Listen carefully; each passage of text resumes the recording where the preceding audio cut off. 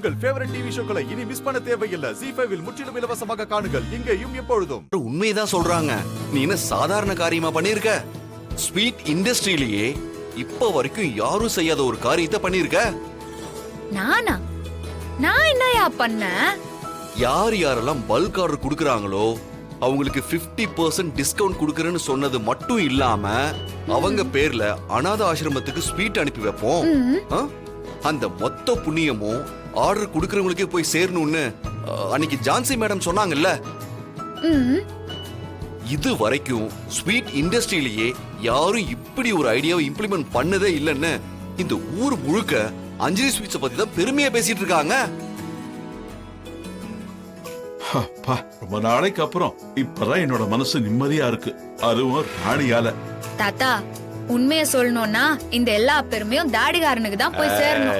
எனக்கு எதுவுமே தெரியாது, எனக்கு எல்லாத்தையுமே சொல்லி கொடுத்தது தாடிகாரன் தான். சொல்றா தாடிகாரன் கூட கொஞ்ச நேரம் பேசினிருந்தா நான் மட்டும் இல்ல எல்லாருமே அறிவாளியா மாறிடுவாங்க. என்ன ராணி, என்ன கிண்டல் பண்றீங்களா? யோ, நான் என்னத்துக்கே உன்னை கிண்டல் பண்ண போறேன்? மனசாரதான் சொல்றேன். உண்மையிலேயே புருஷன் பொண்டாட்டினா இப்படிதான் இருக்கணும்.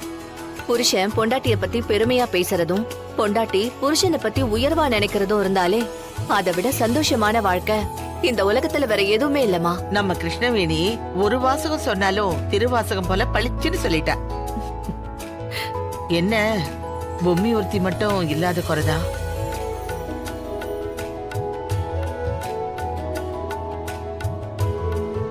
அக்கா எங்கேயும் போல, இங்க நம்ம கூடவே தான் இருக்குது. அத்தை, கொஞ்சம் கீழே நடக்கிறதெல்லாம் பாத்தீங்களா?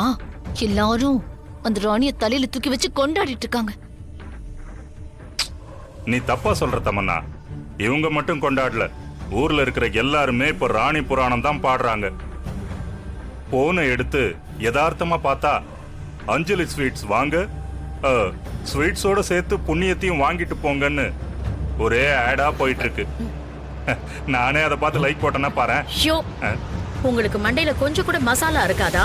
எப்போ எங்க எதை பேசணும்னு கூடவா தெரியாது? இப்படிதான் உளறிட்டு இருப்பீங்களா? யோ மாமா, கொஞ்ச நேரம் வாயை மூடிட்டு சும்மா இருக்க மாட்டியா? சித்தப்பா, நேத்து நைட் அப்படி ஒரு சம்பவம் பண்ணிட்டு எப்படி உங்களால நார்மலா பேச முடியுது? இப்ப எதுக்காக தமன்னா அதை வேற ஞாபகப்படுத்துற? வீட்ல ஒரு இழவு விழுந்திருக்கு, அத பத்தி எதுவுமே தெரியாம இதுங்க இங்க உட்கார்ந்துகிட்டு ராணிக்கு பாராட்டு விழா நடத்துதுங்க. பார்க்கும்போது அடிவயிறு எனக்கு அப்படி பத்திக்கிட்டு எரியுது. அத்த, எவ்வளவு நேரம் உட்காந்து இப்படி பேசிட்டு இருப்பாங்க? எப்படி இருந்தாலும் இன்னும் கொஞ்ச நேரத்துல ஐயோ அம்மான்னு கதறி அழதான் போறாங்க. ஆமாம்மா தமன்னா, இதுதான் குடும்பமா உட்காந்து என்ஜாய் பண்ற லாஸ்ட் சீன். ZEE5 ஆப்பை டவுன்லோட் செய்து அனைத்து எபிசோடுகளையும் இலவசமாக பாருங்க.